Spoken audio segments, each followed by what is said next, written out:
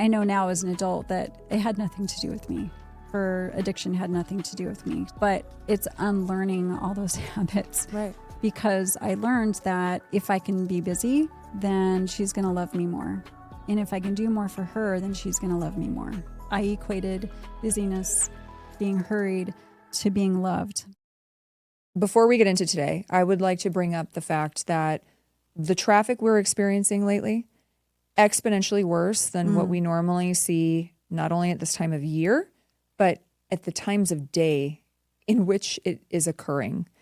Yeah. Very random, very all over the place. And as much as I have deadlines all the time, I think the reason it's happening, or probably because it's happening, is because I have these deadlines. But it's also that reminder of exactly what we're going to talk about today. So why I'm so excited about the topic for today is because it's something that everyone can benefit from. So we're going to be talking about just slowing down the hurry of life and being more in the moment. Maybe not having to rush through everything like we all think we need to, because it's maybe what we're being taught, or being, the pressure that's coming on us. And everyone is going through this. So it's not such a unique issue that only one of us is experiencing. And my guest today is Carmen Goicoechea. Hello. Thank you for having me. I'm really excited you're here, and I have to shout out the fact that you are not only an amazing person, human, woman, and my friend, which I'm grateful for, but I'm excited that you are also very, bougie in your career. You recently won a Women in Industry Award. I did. Congratulations. I did. Thank you. Very proud of you, because I feel like I have the clout from you because of that. So you're going to kind of lead through a really cool discussion today, and I can't wait. You've got a ton of notes. You've done this deep dive, and I am so here for it. Yeah. So with that, Carmen, welcome. Well, thank you for having me. I'm really for excited about this podcast, by the way. I'm so excited to hear from the guests you're going to have in the coming days. So definitely, just proud to be part of this. So I was told about this book by a friend of mine. We'll call him Mike because that's his name. And he's a pretty amazing person. He is somebody I've worked with for 16 years, and he knows my hurry is from one project to the next, trying to balance it with your kids, with your marriage, with your social life. What is the social life anymore? It's hard to get one to, fitting one in unless you have to be very intentional about meeting with your friends, but just trying to get it all balanced together, and you're just tired at the end of the day. But anyway, this guy, Mike, knows me. He knows me well because we have worked together for so long. But the book is called The Ruthless Elimination of Hurry, and the author is John Mark Comer. He wrote this book because he was dealing with his own challenges with his church. And he went to another pastor, and the pastor said, you just need to eliminate the hurry from your life. If you really, truly want to make something your own, you need to take control of your objective and what you're trying to do. And some of what I learned, I'm going to share that with you today from reading this book. I read this book in 2 weeks. I don't read books in 2 weeks. It takes me a few months to get through books. It's crazy. But this book, from the beginning, I was very interested in this book. We also don't have time to read books. I'm going to interject and just say, who has time to read books anymore? I want to so bad. Right. So therapeutic and relaxing, and it's a whole vibe, but it's not realistic in life. It's being intentional, finding that time Totally. alone, even if it's just a few pages. But I'm not here to preach at everybody. I'm just here to share what I've learned. And I also want to say that this is something that I'm working on every day. I certainly don't have it down by any means. So help me, help you, help me.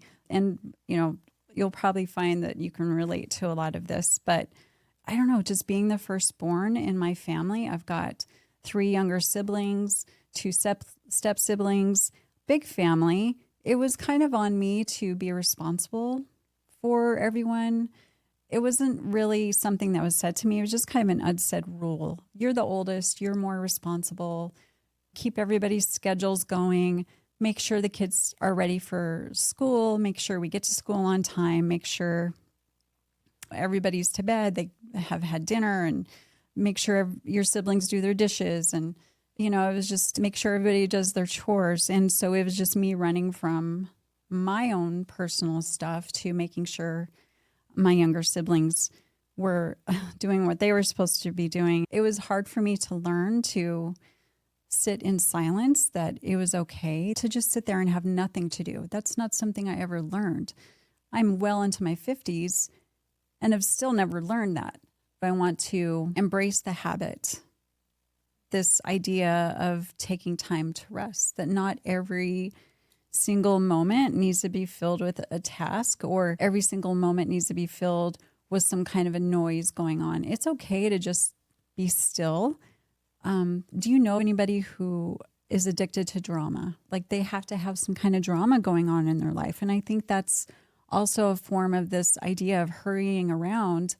They're so used to having some kind of internal noise in their life that they have to always something going on. And I've noticed that with people, and I sometimes reflect and wonder, am I one of those people? Do I create drama? Am I trying to create an argument where it doesn't belong? Excuse me. I was going to say, if those people who are used to that, if they don't have it, that's when they will create it. Because when you can kind of live vicariously or get your adrenaline hits from other people's drama and just things that don't pertain to you, well, then when everything is going right in the world, in your own immediate world, and you need it, that's when you can start to create it. Yeah. That's 0 out of 10, not a good thing. Don't recommend. No. 0 stars. Looking back, though, with my children, when you are a young parent, those are the days when you're hurrying around. And I tell you, I did not handle that gracefully all the time. There were times when we're late somewhere. We were always running late. Who am I kidding? Get your shoes on. Let's go. I don't care. Mom, I want a snack. We already got a snack. I already packed it. And, I don't think I was mean to my kids, but I created a life where I was always in a hurry. And my kids could not keep up. And I wish I could go back and redo it. Even just one day where I wish I could say, you know what? Let's stop and play this little game that you want to play. Or let's look at the pretty colors. Yeah, let's stop and talk to the cows on the side of the road. Let's make time for it, because these are the important things in life. And I think that's why we get a second chance sometimes. I don't know if I'll ever be a grandparent someday. Again, looking at you kids, I don't know if I'll ever get the chance to be a grandparent, but I think that you get that second chance to slow down as a grandparent and get to nurture the kids in that way. But my poor girls, we were always in a hurry going somewhere. So, what bad could happen if you don't get it all done today? What if you do sit down and decide to just rest one day? Are you going to feel guilty about that? Are you going to be fighting useless battles in your mind? Are you going to be worrying about things that you just can't control? What if I did stop and just say, you know what? Just forget it. We don't have to be at that place. Let's stop and let's not do laundry today. Forget the dishes in the dang sink. Let's just enjoy this moment here, which I wish I had done more of that for sure. I think it's hard, Carmen. I think that we are so used to, it's almost like society or everyone we listen to has put value on how much we accomplish in life. So whether it is spoken or unspoken, I think sometimes it just gets in our head. Do more, always keep pushing. You're doing that, you can do more than that. Just keep, it's that constant desire to, a lot of us, where we're like, I want to do better. That's my life motto, is do better.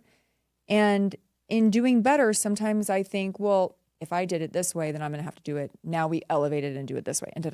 And you keep going, and there almost is no, someone needs to grab the reins and say, slow it down. You can't do everything. Yeah. You need to just take a minute to breathe and do that first. Take care of your house first and then start doing everything else. Yeah. But I think maybe it's just what we're seeing all the time.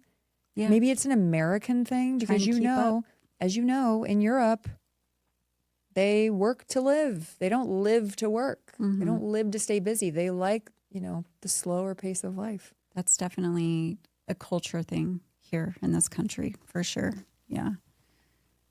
The point is, how do we eliminate this hurry? How do we eliminate this rush that we're constantly feeling in our lives? And is this hurry that we're feeling left over from a home where stillness wasn't safe? In my case, yes. We'll get into that a little bit more later. But we weren't born anxious. None of us were born with anxiety. It's something that we've learned. And now it's time to unlearn it. And it's going to be really hard, well, depending on where you are. But I think just the last year of craziness in my life, and we'll get into that a little bit too, but I'm just like, holy cow, I can't keep up. If I want to be sane, I need to change something. And I think it's just as simple as saying, I got to slow down. So thank you, Mike, for sending me this book because it was great timing. And I think he knew it. Or maybe he prayed about it and God was like, you have to send this book to Carmen. So how do we make the case for slowing down? What do we need to do? How do we ruthlessly eliminate this evil in our life? The first thing we need to realize is that love is patient.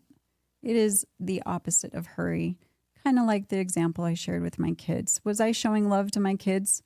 No, I wasn't when I was hurrying them and saying, no, we're not going to explore. We're not going to talk about what you want to talk about, kids. We're on mom's agenda. That's not showing love. Now, that doesn't mean you let your kids control every moment of the day. Absolutely not. There's boundaries there. But love and hurry are not compatible. And in the book, he says his worst moments are as a parent or as him being a husband, this author running late because of an unrealistic to-do list, trying to cram too much into the day. I got angry, I got critical, and nagging. That is the opposite of love. Just because we have this imaginary to-do list, right? Always in your mind. I have got real to-do lists, sticky notes all over my house, all over my desk at work, because I can't remember everything anymore. But that's not love. It's the biting comment, the rough way in which you look at your spouse or a friend, but just, hurrying and love are like water and oil, trying to mix those two together, and you just can't. I like that. That's a good Love is concept. patient. Love is patient. It is not hurry. Corrie ten Boom once said that if the devil can't make you sin, he will make you busy. Oh man, isn't that true? Ooh, Yeah. wow. He will make you busy. The busyness, she said, will cut your connection to God, to other people, and even to your own soul. So it's detrimental to your soul, your health, your well-being, this business of hurrying. And what do people usually say when you ask them, hey, how are you doing? And busy. I'm crazy. That's always my least favorite thing is when people say, oh, I'm crazy busy. Yeah. Like, are you crazy Are you? busy? Like, do you just not know how to manage your time effectively? Because busy, yes. Crazy busy. Oh, sorry, I didn't call you back for 3 weeks. I was crazy busy. Were you? Yeah. Like, oh, wow. Allegedly. Allegedly. I have to say, I love your sweatshirt today. No, thank you. Yeah, we're gonna shut. It says be kind, ...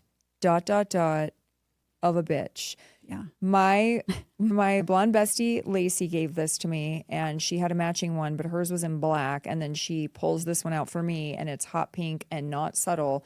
And I'm like, but I live by the motto of be kind. And she goes, yeah, but sometimes you're a little bit of a bitch. You have to be. So I think it's just a survival thing. But thank you for that. Love this. Thank you, Lacey. I'm going to go find it. It's so great. It's so great. So granted, there's a healthy kind of busyness in your life, full of things that matter. not time wasted on trivial pursuits. The problem is when you have a lot to do and there's too much to do, that the only way to keep up the quota is to hurry. So, for example, Jesus, he was a very busy guy.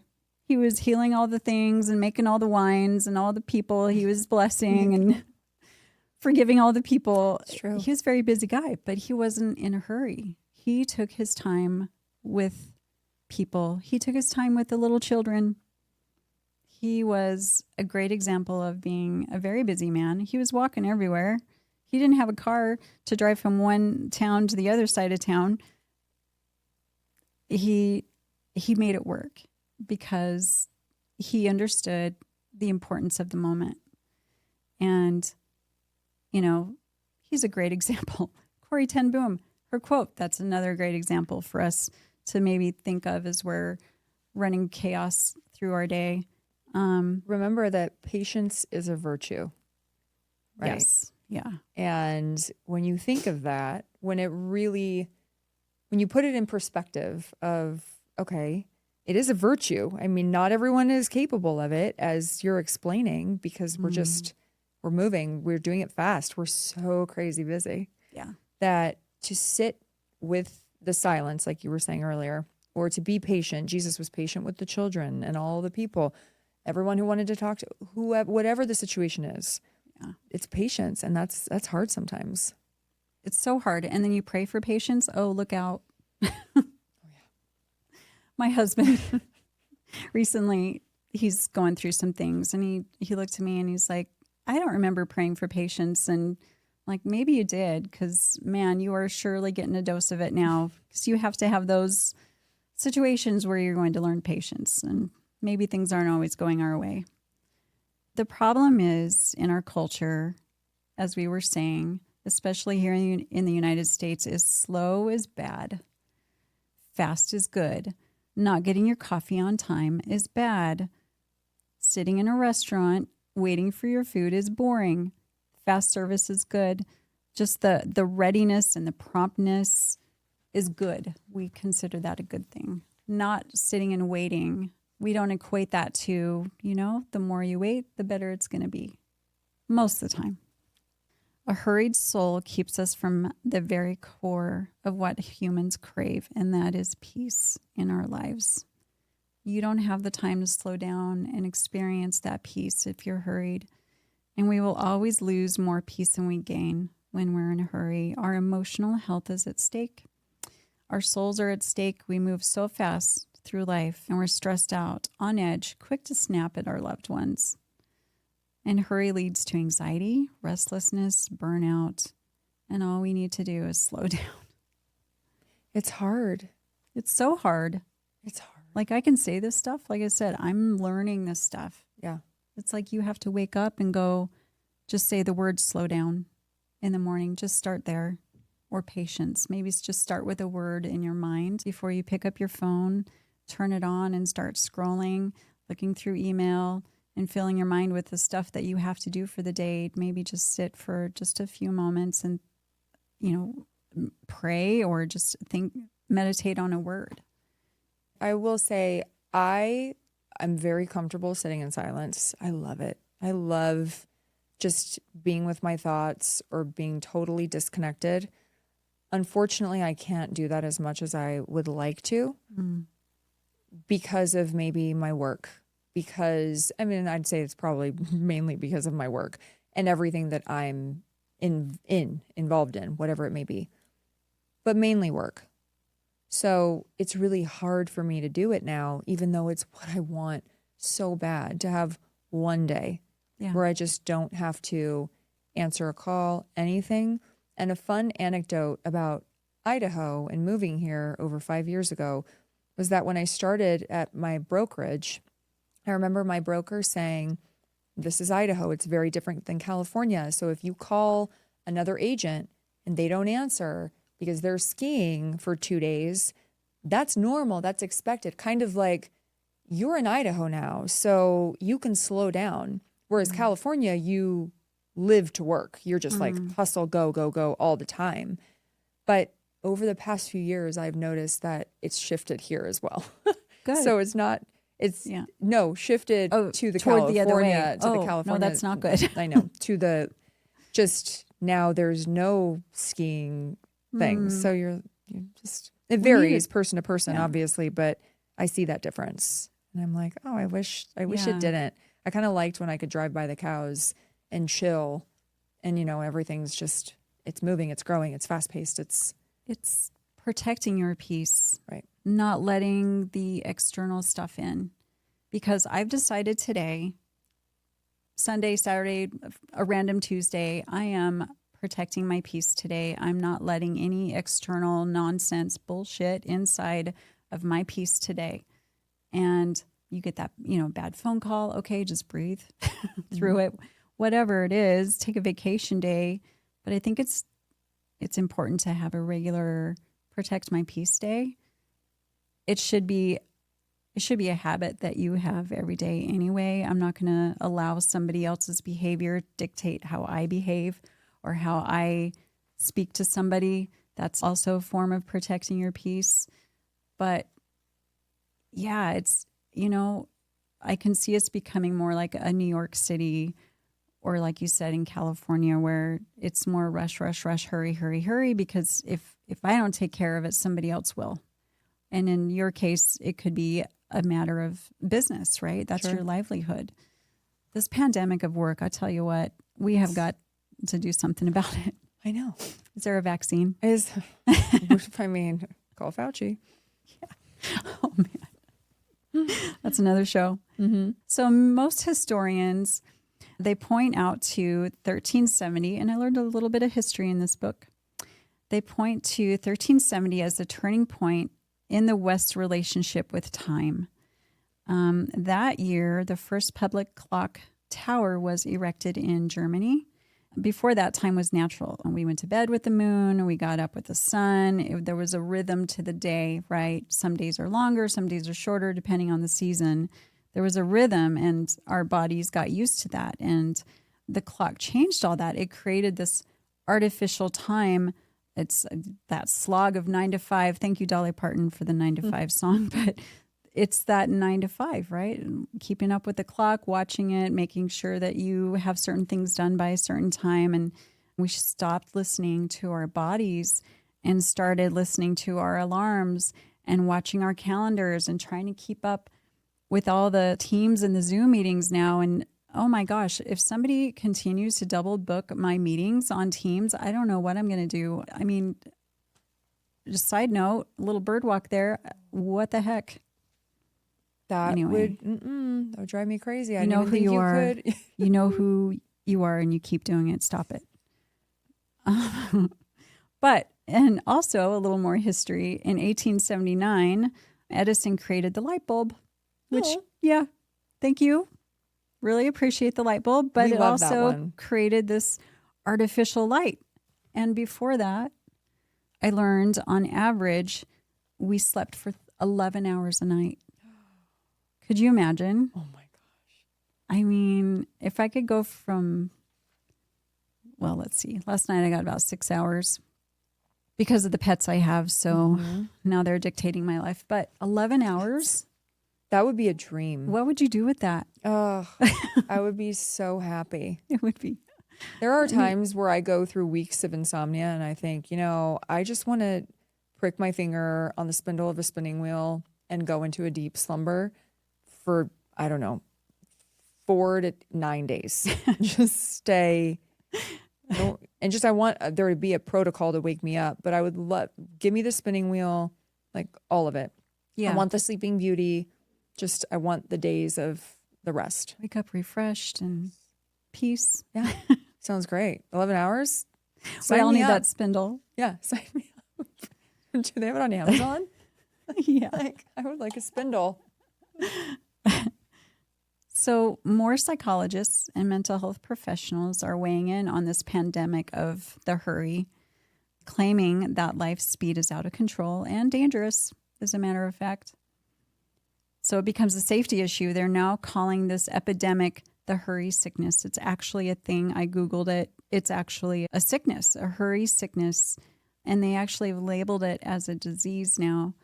I can't remember the year. I didn't write it down, but it's recent.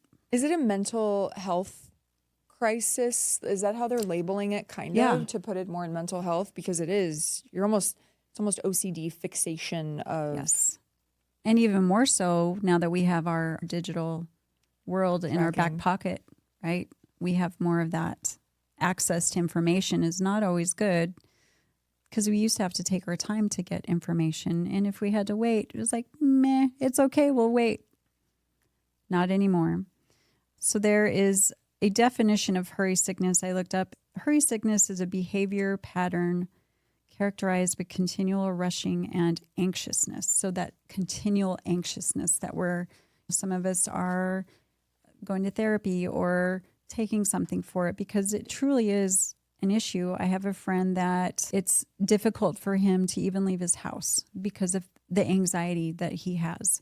It's debilitating for him and it's very heartbreaking for me to see it, but it's not something that just happened overnight. It's a lifetime of learned behavior.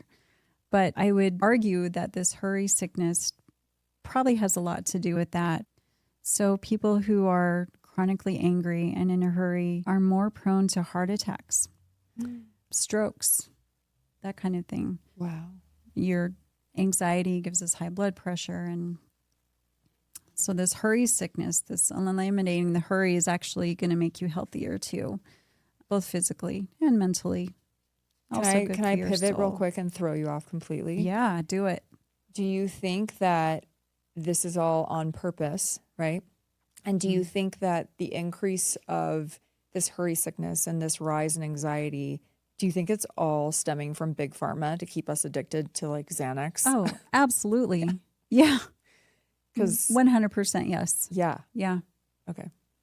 I didn't throw you too far off. Oh no. It's like you're already thinking I'm about there it. with you. I know. Yeah. But I realized when you said the anxiety and it's the sickness. Yeah, of course. Of course. Why wouldn't you? Yeah. If you have everyone on meds to keep them level, not that it really helps everybody. Mm-hmm. Actually, those people that it keeps extremely level, and they're still not very level, I would like to know how they are without those meds. Like, right. How far are we going Yeah. here? And is it all just this? If it's strictly about this, if it's the anxiety of not being able to complete your day-to-day tasks and get all your things done and just follow through with the routine of your life, if you're staying in check, what are you like not in check? Because Xanax is my friend every few weeks when I can't sleep. I take half a Xanax. If I go in for dental work, I'm 100% taking Xanax. And you have seen the videos I have after for that. Oh my gosh. So that's it though. That's pretty much, I don't take it for fun. I manage my anxiety like everyone else with dark humor and a lot of coffee, which doesn't help the anxiety. But some anxiety is natural, right? I mean, there's a reason God created anxiety in the first place. Hunting, right? Our forefathers, whoever, the first people. The hunter-gatherer Hunter-gathering persons. I'm sure the forefathers though also, maybe. But they had some anxiety, right? Yeah. Hey, my family's not going to eat today. I need to go kill something, bring it back home. I need to go fishing. I need to make fire. I need to discover fire. There's a certain level of anxiety. Yeah. That's good, right? Otherwise, we're not moving forward. You need to have a little bit of that bump to keep you going. Too much anxiety, though. Holy cow, right? And here we are. So how do we know if we have hurry sickness? How do we know? Would you like to see this notebook of notes of to-do lists that I have? Hurry sickness and you. Yeah, here it is. So here are some symptoms. I am guilty of every single one of these. Okay, and I know I laugh, but we should have taken a shot every time it was a symptom that we both are guilty of doing these actions. Okay. I'm going to tally them though. So moving from one checkout line to the other because the other one looks shorter and faster. Let's see. Let me count how much stuff do they have in their cart. Oh my gosh, so bad. Do they look like this is the first time they've ever done self-checkout? Do I need to swap? And then how many times do you switch the lane and it goes slower? Yeah. And how many coupons are they holding? This is also TSA, by the way. TSA, you pick which lane you want to go in and you're like, what person is having their first day in an airport today? And you go to the other one and then it turns out that it was that one. Did they look? Yeah. Yeah. And then, of course, I think we are all going to guess this one is counting the cars in front of you and either getting in the lane that looks faster or looks like it's going faster. I think that's worked out for me one time.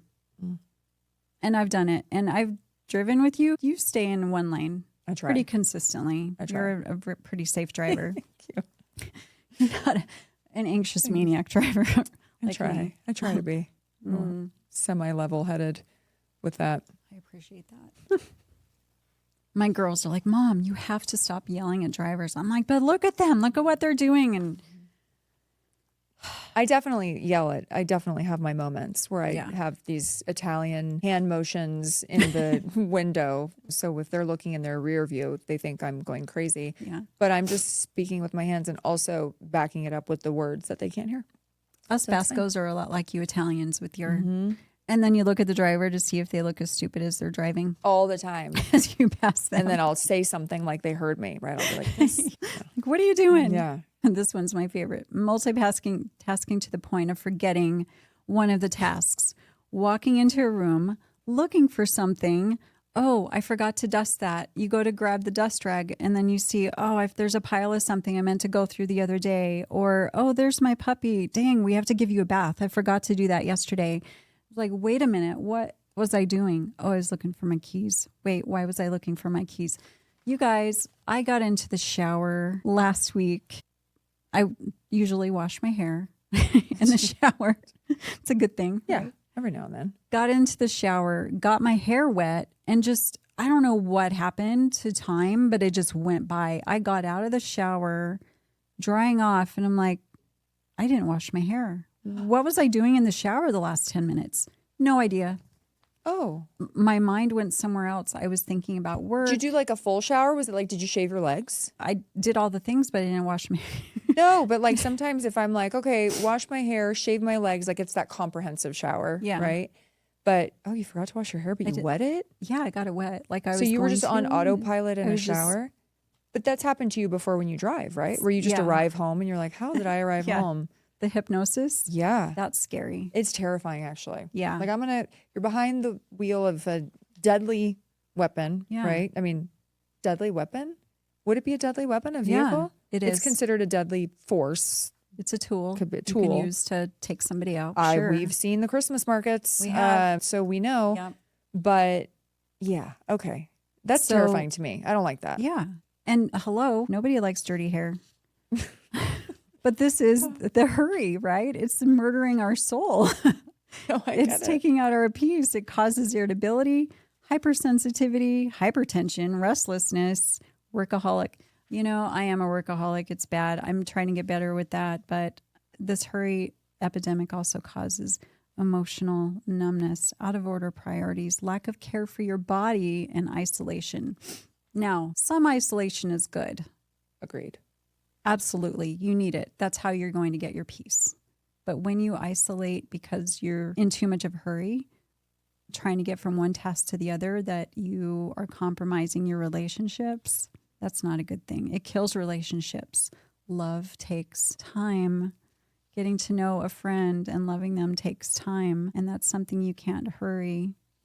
It kills the joy and the gratitude that you have for other people. Absolutely. So this hurry not only kills relationships and love in some cases, it also kills wisdom, right? Wisdom is born out of a quiet and slow place. It has its own pace. Wisdom comes when it's supposed to, and we have to wait on it. And wisdom is knowing what to do with what you know. And with any kind of knowledge that you gain, it takes time. And what do you do with it? So if we're all running around stupid, looking up answers on our phone, you know, you're not learning anything. You're not gaining that wisdom. A lot of wisdom is learned through just life experiences, right? Through mistakes we've made. And like I've said before, mistakes are opportunities. They're not always a bad thing. Right. But we have to slow down to reflect on those mistakes and what could I have done differently? Why do I keep running around the same block and keep finding myself in the same situation? Because we don't take the time to slow down and reflect on, okay, what did I do wrong? What could I have done differently with that situation? And the solution to all of this is not more time. The solution is actually accepting our limitations. The good news is, and some people may not agree with this, the good news is we have limitations. Thank God we have limitations. We live in a culture that wants to transgress all limitations. We don't want to accept that we have limitations in this life. We want to see all the shows. We want to read all the books. We want to go on all the trips. We want to listen to every podcast. Listen to this one. If you're going to choose one, it should be this one. We want to eat at every new restaurant. We want to solve all the problems with society, right? I would love to volunteer all my time for all the things if I could. You know, there's so many wonderful efforts being made in this world, but we can't do it all. We have limitations. Have you ever heard of entertainment anxiety? No. This is something new that I learned too. No, what is this? So we don't want to miss all the good shows, right? Oh. So, or the good concerts that are coming to town. I did miss Garth Brooks. That is one that I do regret missing. So it's when he was playing at Boise State. It's like a more concentrated FOMO of just the entertainment FOMO. Yeah. And then there's every other kind of FOMO and this anxiety that's created. Yeah. Thank God for your list on Netflix, right? But when someone asks me, hey, have you seen the new season of Yellowstone, or what's the new one that just came out? The Yellowstone People? Yeah. The Dutton Ranch. Yeah. I saw something. Oh my gosh. Good? I never saw Yellowstone. No. I've seen Yellowstone. It's amazing. You got to watch it. Well, let's see. But there's all these spin-offs now, and you have to watch those. Oh. So I can't commit right now. Or the Madison. That was a good one. I did take the time to watch that one. Very good. But see, I'm telling you now about the show, and you're like, oh my God. Now I got to add this to my list of shows that I got to watch. You know, and now I've got anxiety. I can't miss out on that. So this is why I rewatch shows and just have them in the background. I started watching Game of Thrones again recently. It's probably my 5th time through the entire series. And I enjoy that because it actually makes me slow down. Did you watch Game of Thrones? Yes. You seen picked it 4 or up 5 new times. things every time, and it all kind of makes sense of what the foreshadowing, and so I enjoy that, but I can't commit to a new show because why? I'm too busy right now. That's legit. I just don't have the time and the mental capacity. At least I know that limitation. Yes. At least you've accepted aware of it. You're Aware that if you're going to watch anything on TV, I am at acceptance. Yeah. It's going to be something I've already seen. Criminal Minds or Game of Thrones or Ozark. Yeah. And then there's the spinoff of Game of Thrones. House of the Dragon. Oh my gosh. That gave me a lot of anxiety for reasons that weren't entertainment anxiety. It gave me pissed off rage. It more was, and then I had to wait every week, and I don't have the patience for Nobody that has shit got time anymore. for that. We don't have the patience for it anymore because we never had to. We didn't have to. We didn't have to wait. We didn't have to wait through the commercials, or we had to before, right? But now we're not used to that. Yeah. So how dare you? By the way, now you have to pay more to not get the commercials. I know. It's worth it. What's going on? It's worth it. So the good news is we can't do it at all. I love that we have permission to not do it all. Can we just take a deep breath, just a sigh of relief? Thank you, God, that we don't have to do it all. Can I ask you, what do you find is your limitation? You know, we all kind of find what the factor is, the stop factor for us when we're in maybe a season where we're just nonstop, literally, and something hard stops you. What is it for you? Boy, honestly, I don't know if it's one big thing. It's just an accumulation of a bunch of little things. Like if I'm trying to remember something, or I've got a bunch of things on my calendar that are coming up, combined with something's going on with my kid in college, trying to be there to support her, need to support my husband, just life, I guess. If there's just too much going on at the same time, I will just break down and cry. And that's probably one of the only times I'll cry, is because I just simply feel overwhelmed and I don't know what else to do other than just cry. And my husband will look at me, he's like, are you okay? Did I say something? I'm like, no, I don't know why. He's like, why are you crying? I don't know. All I know is I'm so overwhelmed right now. Literal And breaking point. yeah. Mine is my health, Mm. when my health starts to suffer, but also I get to the literal breaking point where I just lose it. And that's all I can do is cry, because that's the release of all the frustrations that, and if it's the same for you, that you're holding in your head of, I have to do this and I have to, and it just gets to a point where maybe it's acceptance also of like, oh my God, I can't do it. And then that gets frustrating because you're like, but normally I can do it. Yeah. But you hit a point, for me, it's when my health will start to suffer, when I really start to not feel good. Like, I'm pretty in tune with my body, and just because of my illness and navigating so many years through that and what it looks like, that if I hit that point, then that's where I lose it also, because it's, oh my God, now I'm worried about this. These are the symptoms I'm having. And then I start to correlate them to everything. And you start to go back in your mind of, where did I go wrong? Right. And it's usually a accumulation of time of pushing through, of not listening to the little signs. And now they're big signs. Yeah. Stubborn, Well, and you start Italian. to spin out. Yeah. Worrying about Exactly. things we can't control. Yeah. Yeah. I don't think you knowingly were doing things at the time that you knew could hurt you down the road. I feel like there's people out there who, for example, somebody just freshly diagnosed with cancer. I think it's probably normal to go, what did I do wrong?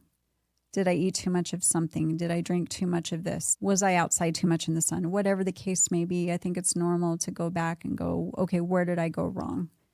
I don't think, I've never been there, but I can certainly sympathize with people and understand that that's where your mind would go, is you look at yourself and you want to blame yourself, but trying to take that energy and focus on healing instead. Because we can't go back, right? There's a lot of regret, I'm sure, that goes along with that, but we can't go back and change it. But accepting those limitations, you can't do it all. And to me, like I said, that was good news. Understanding, oh, I don't have to do it all. It's not a bad thing to have those limitations. And we all have just 24 hours in our day, every single one of us. And life is just a series of choices and what we decide to do with those 24 hours. And for me, it might mean saying no more often and taking more control of my 24 hours that I have today. God let me wake up today, and am I going to fill it with chaos and let other people control it? Or am I going to do my best to protect my peace with those 24 hours that I have? No is a very powerful thing also. It is, and sticking with it. Yeah.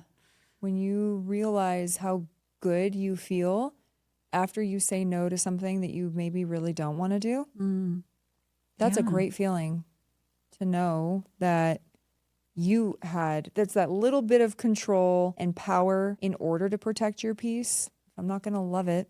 Yeah. I'm not interested. It's not worth it. Yeah. I'm not going to do it to please somebody else.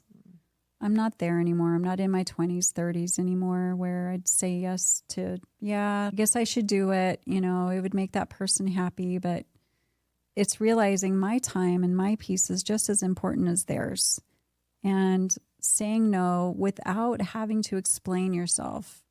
No being a complete sentence. My English teacher in high school, Miss Joni Lawrence, she was my favorite teacher, and she said no is a complete sentence. And I didn't completely understand what that meant until probably in the last 10 years, what that truly means. It's like, you don't have to explain yourself. But I do remember that. She had a lot of good things to teach us, but that was one thing. The point is, you don't want to end up on your deathbed one day and wonder, where did the time go? How did I spend my 24 hours? Did I spend it on things that mattered? And what was I spending my time on? Was it something I'm proud of?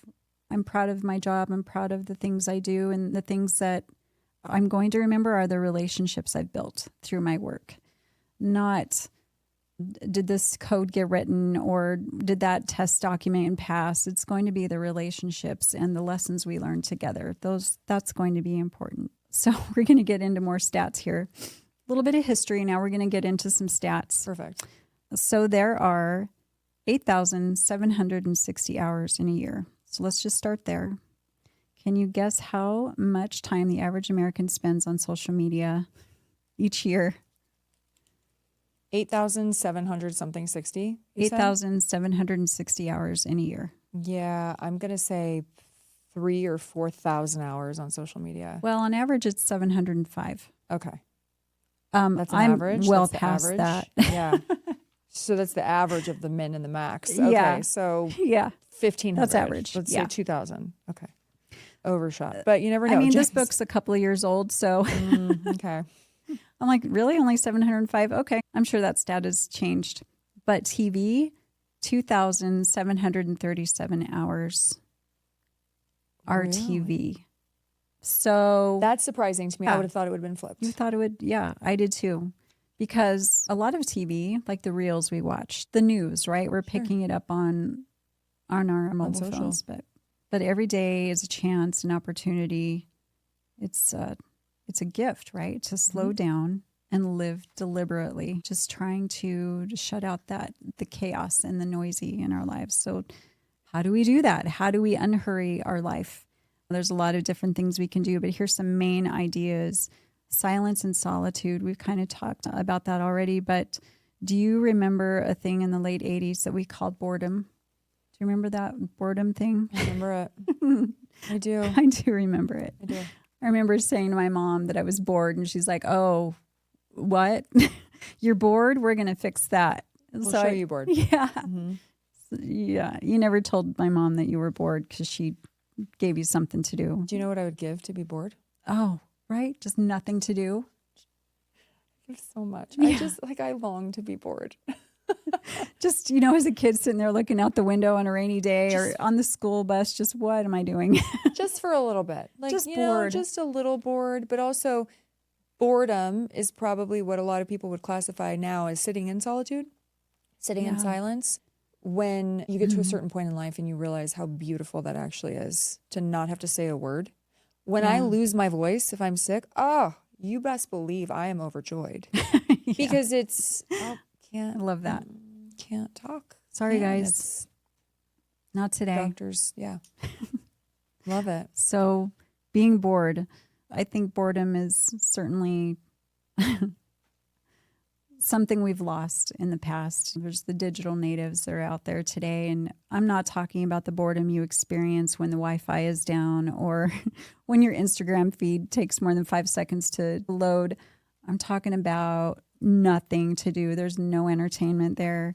You can't get in your back pocket and entertain yourself. And during that boredom, you're forced to maybe think about things. You might be forced to deal with some undone issues in your life. Yeah. And, if we can avoid that at all costs, boy, I'm going to grab that phone out of my pocket and start occupying my brain with something else. But there was a time that we had nothing to do. And gosh, can you imagine having that time back when you stand in line for coffee and not everybody's on their phone, and God forbid a stranger starts a conversation with you, which I love. There's people today, you do it. A friend of mine in Montana, Alicia, she does it. She just starts conversations with people and actually shows care. Yeah. Like we used to do in the 80s. You just start talking to people. just How's your day going? You have a cute child. I love your belt. Whatever it is, making that human connection. Let's bring that back. We miss the human connection. Let's be more like the Katiussias and the Alicias in the world. You're very like that too, though. You can put yourself in the same group because you're like that too. I do Probably why try. we're friends. I think I just like to hear people's story. If the older they are, the better the stories, right? Yeah, absolutely. They're willing to talk to you. Oh, yeah. I'm not saying that the digital world should go away. There's definitely a lot of good to it. There's pros and cons. I'm just saying there's no place in this world right now where we can be alone with our thoughts. Maybe in the shower. That might be the only place. But even then you forget to wash your hair. So it's like, wait a minute. This is true. This did backfire. This came full circle. So I am curious, with this book that you read, does it touch on the people who make themselves so busy and kind of don't give in to those limitations that maybe naturally we're supposed to have? Have the studies shown, or did the author do any looking into the fact that those may be the people who are extremely avoidant to deal with whatever maybe is going on in their life, so they don't leave room to deal with the things that they need to deal with and focus on the things that actually should take priority? Yeah. And it could be said for those people who have to have the constant drama in their life. Yes. They don't want to have the peace because it might force them to have to deal with some real shit going on in their life. So I'm going to create some other drama. Right. Yeah. He does talk about that. Okay. Yeah. I think I paid $12.99 on Amazon for this book. So the digital distraction is just one of the things that's robbing us from the ability to be present. It could be, like you're saying, we've kind of touched on already, is using that external noise to cut down on the internal noise that's going on in our brain, the mental chatter that never shuts up, the constant worry of stuff that we just can't control it. There's a lot of outcomes that we can't control, the chipping away at our peace constantly, that external noise, just playing out the hypotheticals in our heads. I do that when my child leaves to drive back to campus, any of our kids really, when they were driving anywhere. Our son is going to drive back to Arizona on Wednesday from Boise. Two of our kids, actually, they're going to do a little road trip back to Arizona. My mind is going to be like, what if there's an accident? What if there's a drunk driver? What if this? What if that? I've been in a lot of car accidents, so my mind goes to the worst. And I actually play out the accident in my mind. It's crazy, but it's bad. And I've learned that I need to go to my husband and say, this is what I'm thinking. And he helps calm me. And I think that's a form of anxiety for sure. It's like, calm down. They're going to be fine. Worry. We've got 360 on all of them too. And I can see, okay, they're still driving. They're good. Worry is a form of what? Fear? Yeah. Right? Form of fear. Yep. It sure is. It's also a form of not having faith. I was going to say lack of trust. Lack of trust. So same. Lack of faith for sure. So, but that's okay. I think it's natural. You're a parent. Yeah. You're going to worry. I mean, yeah, it gets out of hand sometimes. It does. But that external noise, it could be easy to shut off, but the internal noise, not so easy. There's no off switch for that. There's no speaker or phone we can turn off, or the TV. That internal noise is always there. So what do you do with it, right? Like, he goes into a full chapter of what to do with that internal noise. But the main thing I took back from this is slowing down and breathing. Just slow down and breathe in the moment. Maybe have some meditation on protecting your peace. Or, what if it does go well? Go the opposite, right? What if there is no accident? What if they get home safely, which they have every time, right? So finding your place and your quiet time and making it a habit. I know people who have 20 minutes, an hour of quiet time every morning. And I'm like, wow, so you have to get up earlier? Is that what you're talking about? Yes, that's part of what they have to do. And they have to do it to maintain their day, right? Their whole day is just wrong if they don't start with their quiet time. And I think, gosh, I would love to do that. And I think if you can even start with just 5 minutes, that is my challenge to myself right now, is I'm just going to start with 5 minutes. Maybe extend it to 10 minutes in like a month, see how it goes. Just not turn on anything yet. Maybe spend it in prayer, or, not let those negative internal thoughts into my head first thing in the morning.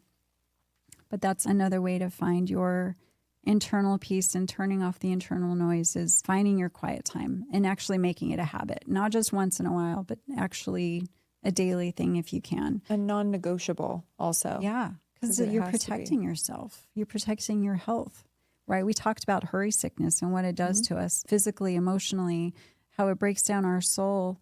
And if the antidote is just 5 or 10 minutes every morning, it's like your little aspirin that you're taking every morning. Yeah. That's your peace aspirin. So take the time to decompress from the noise and actually start to face that stuff that you've been avoiding for so long and just clean it up. Clean up your closet. That's going to be hard. That's going to take probably for some people, and I would say for me, maybe some therapy. Maybe look into some therapy. But because we can't do it on our own all the time, right? You get lost with your own internal thoughts and beating ourselves up. And it's good to have somebody else there to maybe give you a different perspective. But you also shouldn't be expected to do it all on your own. Yeah. Life is very different today than how it was with our parents, our grandparents, where maybe they didn't understand the concept of therapy so much, but their life was also, for the most part, a lot simpler. And, this didn't exist to this extent where the hurry and everything and the not being in the moment, it wasn't this bad back then. So just this, we're thrown so much every day and just to try to survive. It's just surviving. Yeah. Well, and if you don't want to go to a therapist, just a friend that you trust. Be vulnerable. Don't be afraid to open up. Yeah, those friends they're few. Those friends who will truly not judge you and not bring it up later and hold it against you. There are people like that. Be careful. But you're right. You shouldn't be forced to deal with that internal stuff alone. But that's also part of it, slowing down, breathing, dealing with the internal stuff, putting all those distractions away. And also living in, along with that silence and solitude, is simplicity. Learning to live with less is actually learning to live with. You actually get more when you live with less. You know what I'm trying to say. I get it. Yeah. Maybe it's time to declutter our lives, both physically and mentally. It's the time to focus on what's more important and simplifying our possessions, our schedules, simplifying our desires. Is it time for a yard sale? I mean, it's got some warm weather coming up. It's time for those yard sales, time to clean up and stuff, right? That's the gospel of the United States right now. The more stuff we have, the happier you will be. Getting that new dress, the new shoes, the bigger condo, getting the new Audi. For me, the new 4Runner. I'm really coveting the new 4Runner right now. They got a new body style that came out this last year. I can't handle it. But it's got the LED lights around anyway. Really nice. Okay. It's very nice. Okay. I have a 4Runner. I love my 4Runner. It has not let me down. It's done really well for me. But no, that's not good enough. I need the new one. Well, I mean. But do I really? But 4Runners will last forever. I had a 4Runner years ago, and they're such good vehicles. They are. Yeah. They're great. I actually rolled in one 12 times off of Bogus Basin Road, and we all came out of it fine, but I will not drive anything else since then. 5 stars for safety. I'm keeping you safe in the rolling. Yes. Okay. Don't recommend it. Yeah. But, it was icy that day. What can you do? Somebody had a Fast and Furious, with the experience to it. But I'm glad you all came out safe. 4Runners are a great vehicle. They are. They really are. It might be what I have to get. No, you don't need the new one just yet, but it might be the next vehicle that I have to get when my Jeep Grand Cherokee dies, because I hate the new body style of that. Oh. Unless they change it and make it pretty again, make Jeep pretty again, or cool looking again. Right now it just looks lame. So I'm going to stick with mine. I love it. I mean, it's fine, but I'm just saying you better get it together, Jeep. Get it together, Jeep. Come on, man. Yeah, do better. So getting the bigger, better condo with the latest design trend from Sweden. Working your way up the ladder if you have to throw an elbow, right? Yeah. And we've convinced ourselves, okay, if I could just get this thing, then I'll be happy. Well, when you get that one thing, then there's another thing that you want. It's like we're just constantly chasing that carrot on the string all the time and not just being happy with what we do have, counting our blessings, right? My 4Runner, do I consider that a blessing? Sure. Yeah, I do. It's a form of a blessing, but the breath in your lungs, that's a blessing. That's not materialistic. Do you find that a lot of people, what you're saying with counting your blessing, it's also a matter of just being content with what you have. Yes. And if you want something better, like you just work for it. Unfortunately, that unattainable, that carrot that we're constantly chasing is because it's whoever is putting these perceived stipulations on us that we have to, okay, I made this, now this is my new salary. I have to do better. Okay, boom, I have to like get more. So it's this concept also of just more. So whether it's stuff, whether it's money, whether it's houses, cars, toys, everyone wants more. Where it's a lot of people have lost the ability to just be content with, and I will say, maybe those are people who haven't ever experienced something traumatic, horrific, whatever it is in their life, whether it's losing a loved one, dealing with health issues. Whenever you lose one of those things and have that impact on you, everything else just, you look at things differently. They don't matter as much. Yeah. Yeah. But when you don't have those, now you look at everything else like, well, now I want more. But it's, you woke up this morning. You have to be content with the fact that you woke up, the fact that your legs work to get you out of bed, the fact you have a vehicle to take you to a job, whatever it may be, the fact that you feel good, you have your health. So it's just time with a loved one. Yeah. Just time. Simple, content. It's hard. Yeah. And thinking about those things first rather than thinking about what you don't have. Right. Abundance. Yeah. Going to a place, you know, you take that mindset of abundance versus a mindset of scarcity. Always. Yeah. That's crucial. I think it's this propaganda machine in this country that it's working like a charm, and we convinced ourselves that the more stuff we have will equal more happiness somehow. But it doesn't, right? Because you're always looking for the next thing. It's half true, though. Money can make people happier if you are in a lower income bracket or have no income at all. Lifting people out of poverty, here's another stat, will make them happier, but only to a certain point. And economists and psychologists have figured out that point is $75,000 on average. So depending on where you live, right? But nationwide, here, on average, $75,000 is the point where your happiness kind of plateaus. And the more you make after $75,000 a year does not equate more happiness. It really doesn't. If anything, it could cause more problems. More money, more problems. There was a song about it for a reason. There's a song. But your happiness is as good as it's going to get at about $75,000 a year. That's interesting to me. Yeah, it is interesting. Of course, are we taking inflation into account? I don't know. This is that's on average, right? So that's on average, yeah. Okay, so there are standalone cases.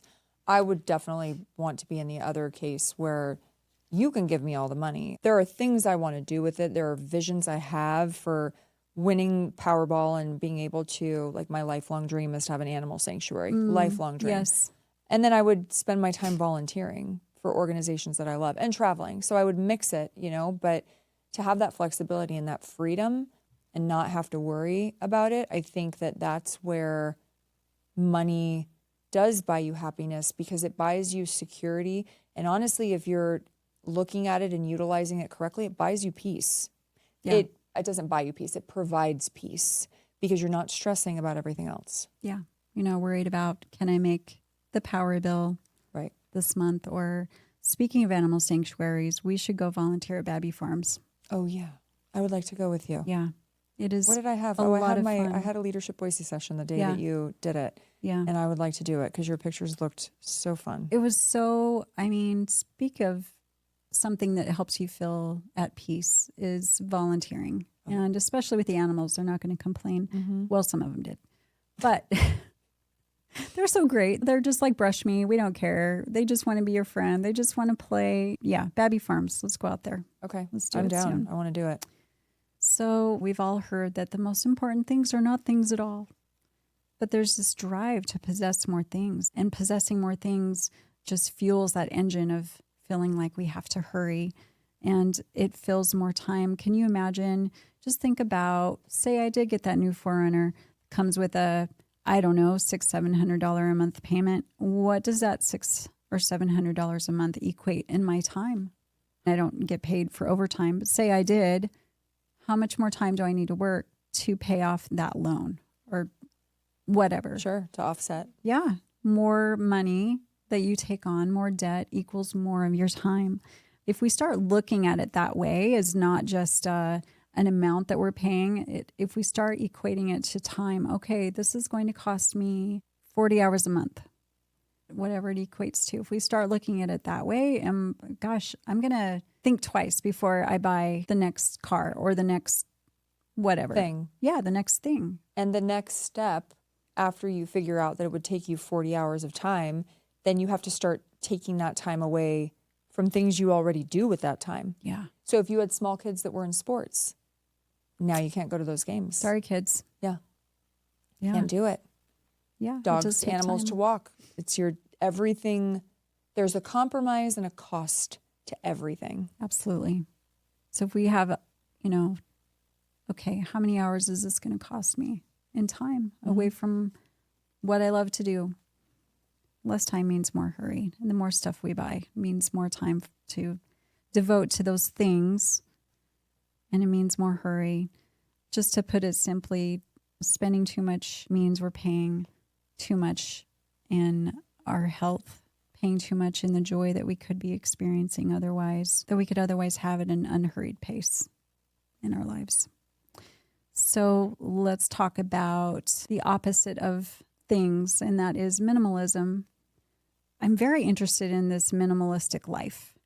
I would like to research it a little bit more, but I think that, gosh, it would be good to have more space in my garage, have more space in my home, in my closet. Minimalism is not a style of architecture or design. It doesn't mean that you live in magazine neatness. It doesn't mean that you live without children. That's not at all what it means. It's not living in poverty or living in a bare home with nothing at all. It's not about just organizing your stuff and moving it around. And it doesn't mean just labeling everything and organizing. It means actually getting rid of some stuff. Have you used it in the last year or two? Could somebody else use it? I'm not using it. It's just taking up space right now. It doesn't mean having a joyless life. It's just about living well, but living with less. The things that you decide to have actually have meaning to you, but it's less stuff. This last year, I talked about how it's been a challenge this last year, and I was cleaning out my dad's house, and he was there for 40 years. And we filled up 8 dumpsters full of just stuff. And a lot of it was dusty. A lot of it was unopened. A lot of it was just taking up space.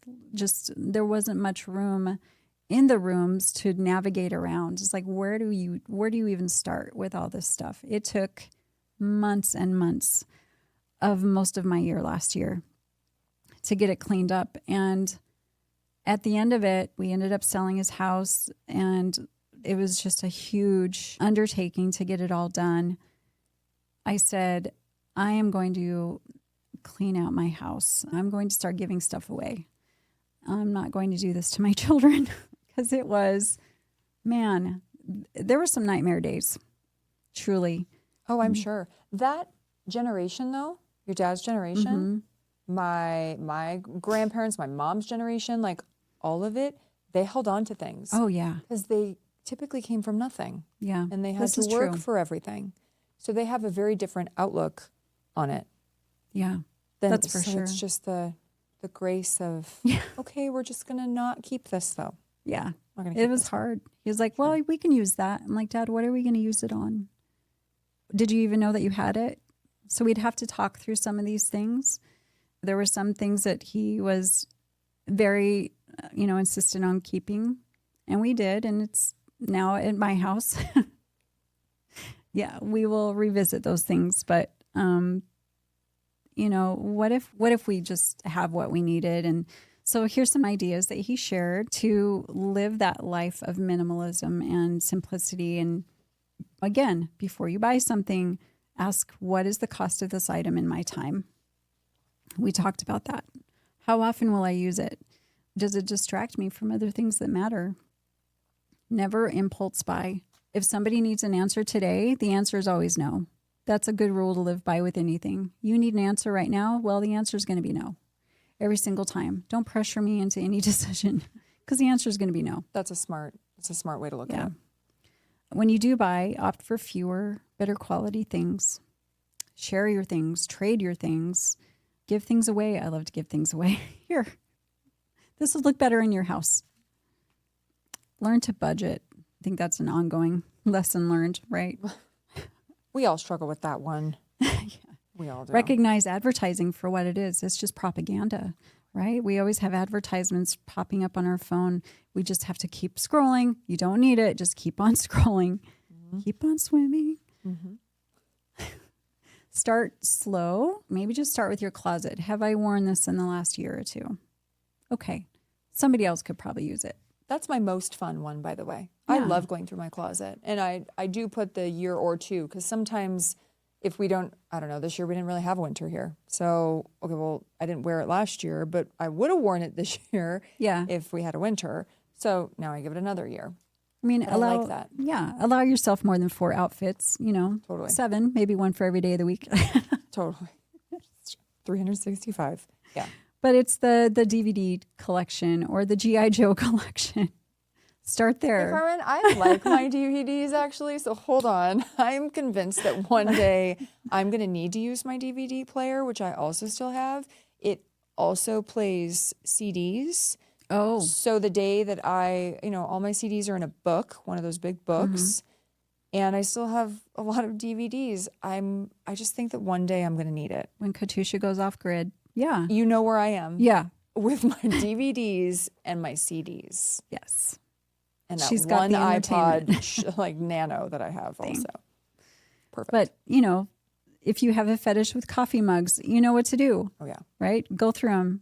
Just realizing the cost of contentment is priceless.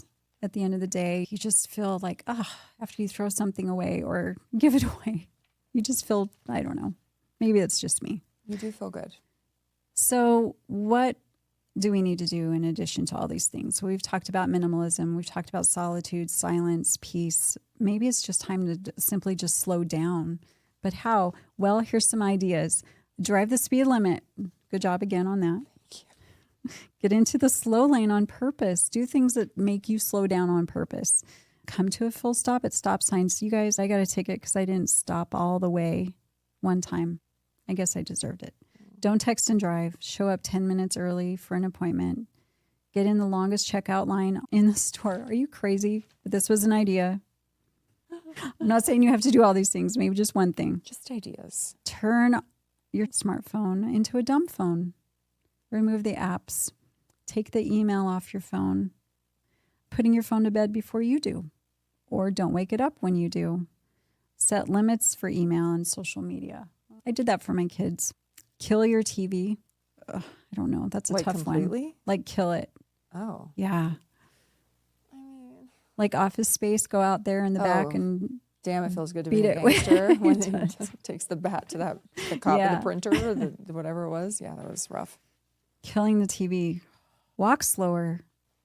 Actually, that is harder for us short people because I have to say we have to walk faster to keep up with you taller people. Well, force yourself to literally slow down, physically, literally slow down. I don't run anyway. No, not going to happen. And here it is, taking a regular day alone for silence and solitude. Read, take a nap. You guys, I have been embracing this idea of nap like once every 10 to 15 days or so. I've been taking a nap. I'm like, I am going to lay down and take a nap. Good for you. I don't think I could do it every day. Maybe I'll work up to it. Goals. Everybody has to have goals.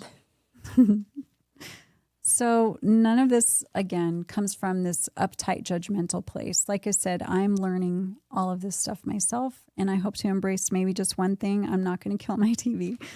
But if there's just one thing that you remember that we've said today, it's just to slow down, breathe, live in the moment. We think that being unproductive means we're unworthy for some of us. I'll admit I struggle with that. For some of us, doing something when we're tired, when we know we're too tired, we need to rest. And when we do rest, then we've got our mind just constantly going, because you feel like you're going to go into a panic because of the guilt when you're resting. We weren't taught that rest is a healthy thing.